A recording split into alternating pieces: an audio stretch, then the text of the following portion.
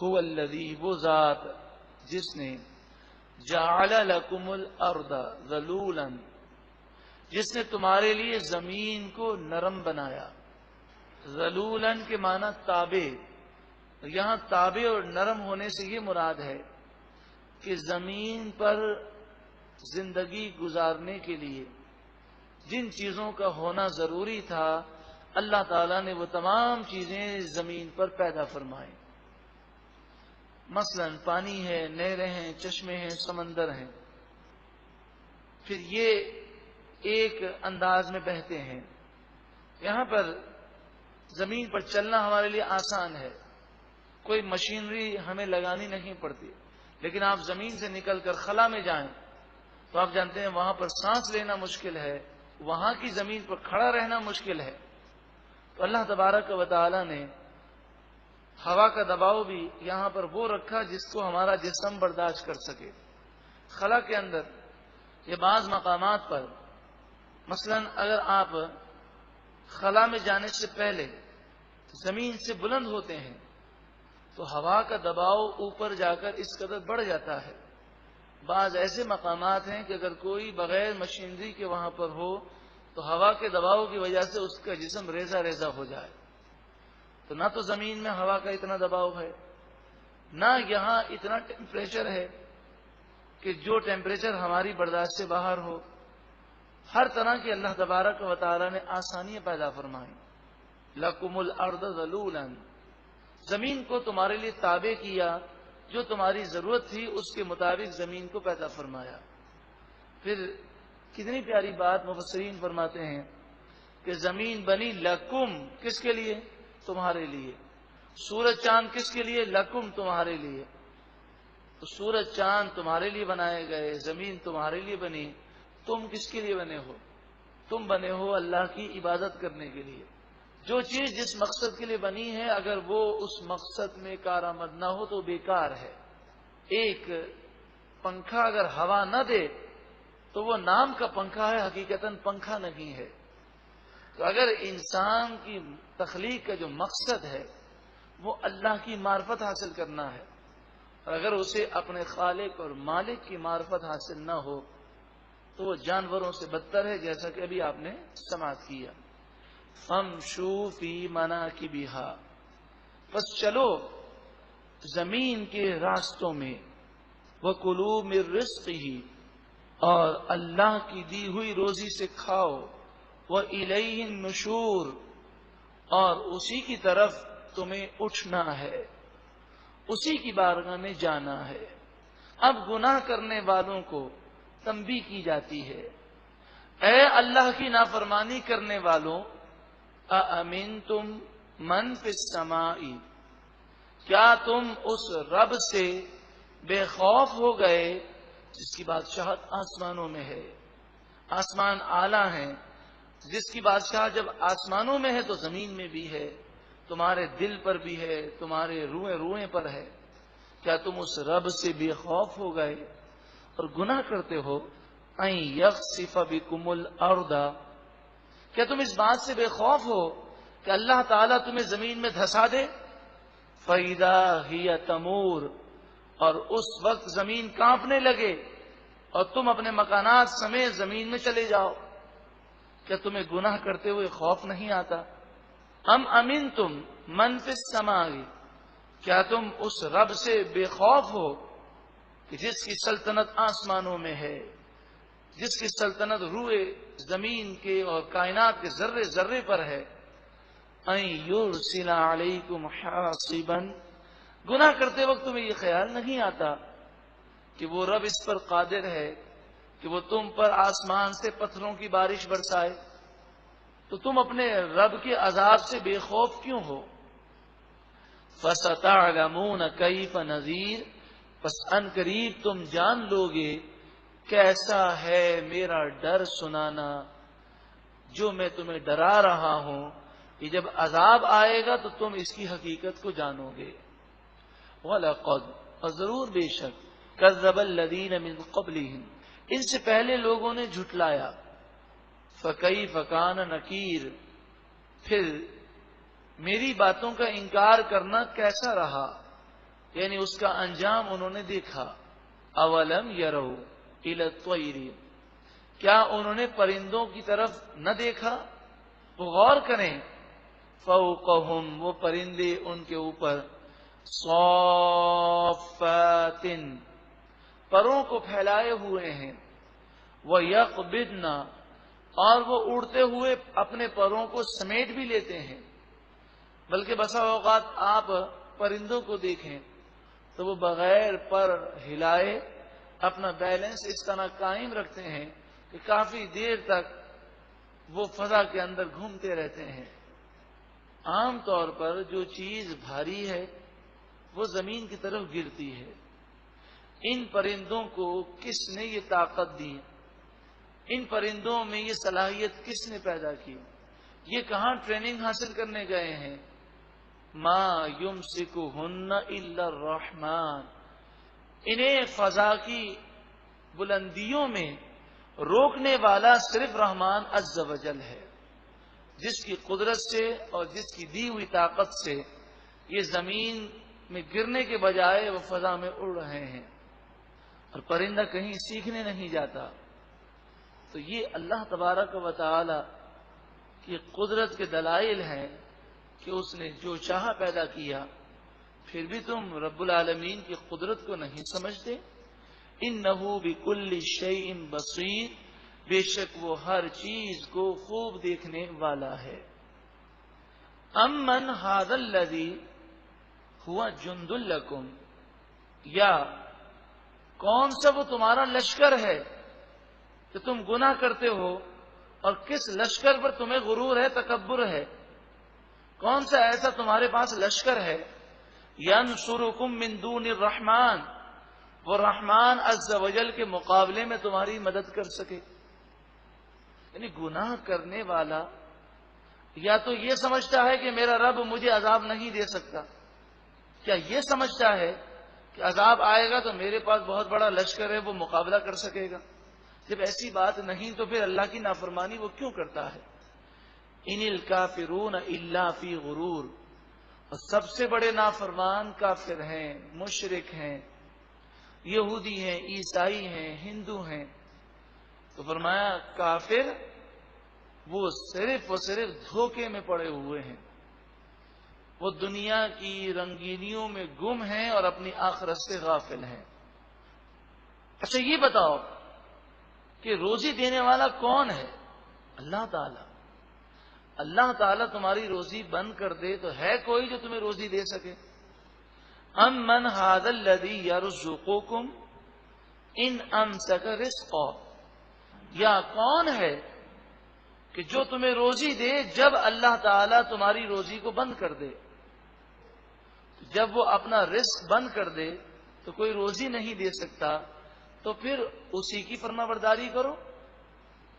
بل لجوا فی عتب و نفور، بلکہ یہ کافر سرکشی میں اور نفرت میں ضدی ہو گئے ہیں، جھیٹ ہو گئے ہیں. ایک راہ ہدایت پر چل رہا ہے اور جنت میں جانے والے طریقے اختیار کر رہا ہے، اور دوسرا جہنم کی طرف جا رہا ہے. جو اس کا جی چاہتا ہے وہ کرتا ہے، وہ گناہ کر رہا ہے. کیا یہ دونوں برابر ہو سکتے ہیں؟ تو اس کی ایک مثال سمجھائی گئی. مثال اس طرح ہے کہ ایک شخص اوندھا چلے، یعنی اس طرح چلے کہ وہ اپنے سر کے بل چلے. اب چلنے کا طریقہ تو یہ ہے کہ پاؤں سے چلے، لیکن پاؤں سے چلنے کے بجائے یہ ہاتھوں سے چلے اور سر کے بل چلے. اور پھر چلنے کا طریقہ یہ ہے کہ جس طرف آپ جا رہے ہیں اس طرف نگاہ ہو. یہ الٹا چلے، سر کے بل بھی چلے اور نگاہ جو ہے وہ دوسری سمت رکھے اور جائے دوسری سمت. تو بتائیے کیا وہ منزل مقصود تک پہنچ سکتا ہے؟ تو گناہ کرنے والا ایسا ہی ہے کہ وہ ہاتھ پاؤں مار رہا ہے لیکن وہ جنت کی راہ نہیں پا سکے گا. افمن یمشی مکبا علی وجہہ، کیا جو اپنے چہرے کے بل الٹا چلے، اہدی، وہ زیادہ راستہ پانے والا ہے، امن یمشی سویا علی صراط مستقیم، یا وہ زیادہ راستہ پانے والا ہے جو سیدھے راستے پر سیدھا چلے۔ اب اللہ تبارک و تعالی اپنی نعمت کا ذکر فرماتا ہے کہ تمہیں اللہ تعالی نے آنکھ، کان، عقل کی نعمت سے بہرور کیا۔ اب تم ان چیزوں کو اگر استعمال نہ کرو تو در حقیقت یہ چیزیں جس مقصد کے لیے تھیں اس مقصد میں تم نے استعمال نہ کیا، یہ بیکار ہو گئیں۔ وہی مثال ہے، کوئی بھی چیز ہے، مثلا یہ گھڑی ہے، اب اسے آپ گھڑی کہیں گے، لیکن یہ اس قدر خراب ہو جائے کہ صحیح نہ ہو سکے اور ٹائم بھی نہ دے سکے، تو اب یہ نام کی گھڑی ہے، اسے گھڑی ہم نہیں کہیں گے ان معنوں میں کہ حقیقت یہ فائدہ نہیں دے رہی۔ تو آنکھ اس لیے دی کہ اللہ تعالی کی معرفت حاصل ہو، قدرت کو دیکھ کر اللہ کی عظمت کو سمجھے۔ کان اس لیے دیے گئے کہ وہ قرآن کی باتیں سنے، احادیث طیبہ کی باتیں سنے اور سمجھے۔ جب وہ مقصد ہی اس نے فوت کر دیا تو قرآن پاک نے ایسے لوگوں کے متعلق فرمایا سم بکم عمی، یہ بہرے ہیں، گونگے ہیں، اندھے ہیں، اس لیے کہ کان تو ہیں لیکن کان کا وہ مقصد نہیں جو مقصد ہونا چاہیے۔ جب ان آنکھوں سے اور کان سے آخرت کی تیاری کے لیے کوئی چیز نہ سمجھی جائے، نہ دیکھی جائے، تو یہ آنکھ اور یہ کان اس نے بیکار استعمال کیے۔ قل، اے محبوب آپ فرمائیے، هو الذی انشأکم، وہی ذات جس نے تمہیں پیدا کیا، وجعل لکم السمع والابصار، اور اس نے تمہارے لیے کان بنائے اور آنکھیں بنائیں، والافئدہ، اور تمہارے لیے دل بنائے، یعنی عقل تمہیں عطا فرمائی، سوچنے سمجھنے کی صلاحیت عطا فرمائی۔ قلیلا ما تشکرون، تم بہت کم شکر کرتے ہو، تم بہت کم حق کو تسلیم کرتے ہو، بہت کم شکر کرتے ہو۔ اس کی معنی یہ ہے کہ جس چیز کا جو استعمال تھا وہ تم حقیقتاً نہیں کر رہے۔ قل، اے محبوب آپ فرمائیے، هو الذی ذرأکم فی الارض، وہ ذات جس نے تمہیں زمین میں پھیلا دیا، وَإِلَيْهِ تُحْشَرُونَ، اور اسی کی طرف تم جمع کیے جاؤ گے۔ اس ذات کو مانو اور اس کی عبادت کرو۔ وَيَقُولُونَ، اور وہ کہتے ہیں، مَتَى هَذَا الْوَعْدُ إِن كُنتُمْ صَادِقِينَ، یہ قیامت کا وعدہ کب پورا ہوگا اگر تم سچے ہو۔ تو یہ نبیوں پر یہ اعتراضات کرتے ہیں۔ قل، اے محبوب آپ فرمائیے، انما العلم عند اللہ، قیامت کا حقیقی علم تو اللہ کے پاس ہے، اور یہ راز ہے۔ اللہ تعالیٰ نے اپنے خاص بندوں کو عطا تو فرمایا مگر اسے عام کرنے کی اجازت نہ دی۔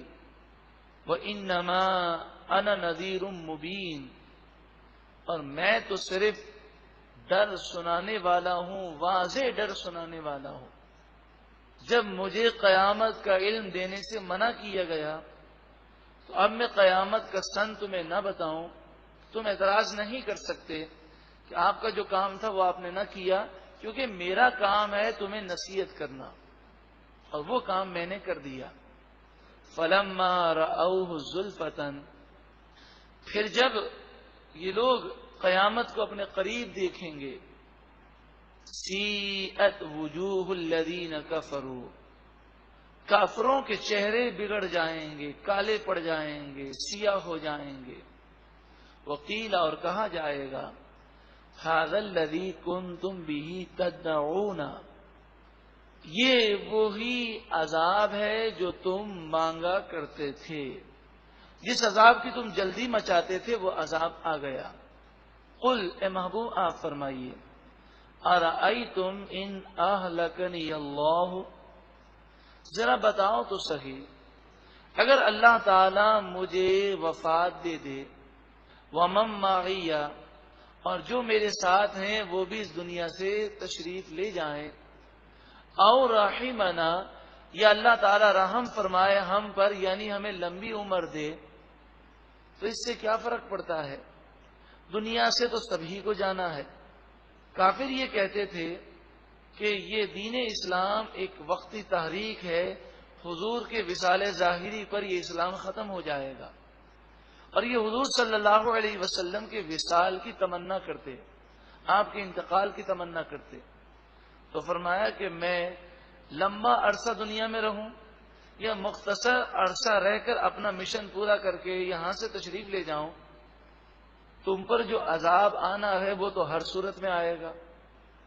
فَمَن يُجِيرُ الْكَافِرِينَ مِنْ عَذَابٍ أَلِيمٍ، پس کافروں کو دردناک عذاب سے کون بچائے گا؟ قل، اے محبوب آپ فرمائیے، هو الرحمن، ساری طاقتیں رکھنے والی ذات وہ رحمان ہے. آمنا بہ، ہم اس پر ایمان لائے. وعلیہ توکلنا، اور اسی پر ہم نے بھروسہ کیا. فستعلمون، پسند قریب تم لوگ جان جاؤ گے. من ہوا فی ضلال مبین، کون کھلی گمراہی میں مبتلا ہے. قل، اے محبوب آپ فرمائیے، اللہ تعالی کی قدرت اور انسان کی بے بسی کا ذکر ہے کہ انسان کس بات کا غرور کرتا ہے، کیوں رب کی بارگاہ میں جھکتا نہیں. قل، اے محبوب آپ فرمائیے، ارأیتم، اے لوگوں تم بتاؤ، ان اصبح ماؤکم غورا، اگر صبح کے وقت تمہارا پانی زمین میں دھس جائے، تم نے کنواں کھودا ہے، بورنگ کی ہے، تو پانی کی ایک سطح ہے جس سے تم پانی حاصل کرتے ہو. تو جو تم نے گڑھا کھودا ہے، صبح ہو تو اس گڑھے میں پانی نہ ہو، اس گڑھے سے نیچے چلا گیا ہو پانی، پھر تم کھودو تو تم میں جتنی طاقت ہے اتنا تم کھودو، لیکن پانی اس سے بھی نیچے چلے جائے تو دوبارہ پانی اوپر کون لائے گا؟ کس کی طاقت ہے جو اس پانی کو دوبارہ اوپر لا سکے؟ فَمَن يَأْتِيكُم بِمَاءٍ مَّعِينٍ، پس کون ہے جو اس پانی کو اوپر نگاہوں کے سامنے بہتا ہوا لائے؟ نبی اکرم صلی اللہ علیہ وآلہ وسلم کی عادت کریمہ کہ سورہ ملک کے بعد آپ فرماتے اللہ رب العالمین، کیونکہ سوال ہے نا کون اس پانی کو دوبارہ لا سکتا ہے، تو حضور عرض کرتے کہ اللہ ہی لا سکتا ہے، اللہ رب العالمین. تو یہاں مراد یہ ہے کہ تم جو چاہو وہ ہو جائے، یہ کوئی ضروری نہیں ہے. کئی معاملات میں تم بے بس ہو، تم اس وقت بھی اللہ کی قدرت کو نہیں سمجھتے. مفسرین بیان کرتے ہیں ایک فلسفی تھا، جیسے آج کل ہمارے یہاں سائنسدان ہوتے ہیں، تو پہلے فلسفہ اس پر بہت زیادہ زور دیا جاتا تھا. تو بعض سائنسدان اور بعض زیادہ پڑھے لکھے لوگ دنیاوی تعلیم، جن کے بعد دینی تعلیم نہیں، ہر بات میں وہ اعتراضات کرتے ہیں. تو ایک فلسفی تھا، اس نے جب یہ آیت کریمہ پڑھی تو کہنے لگا یہ کیا بات ہے، ہم مزید کھودیں گے، مزید کھودیں گے، مزید کھودیں گے، نکال لیں گے پانی. یہ کہتا ہوا وہ سو گیا. صبح اٹھا تو اس کی آنکھوں کا پانی وہ غائب ہو چکا تھا، اس کی آنکھیں خشک ہو چکی تھی، وہ نابینا ہو گیا. تو غیب سے ندا آئی کہ اب ان آنکھوں کے پانی کو ذرا کھود کے نکالو. بے بس ہے انسان. یہاں صرف پانی مراد نہیں بلکہ بے بسی ظاہر کرنا ہے. انسان غرور و تکبر نہیں کر سکتا. اللہ رب العالمین کی شان سب سے بلند و بالا ہے.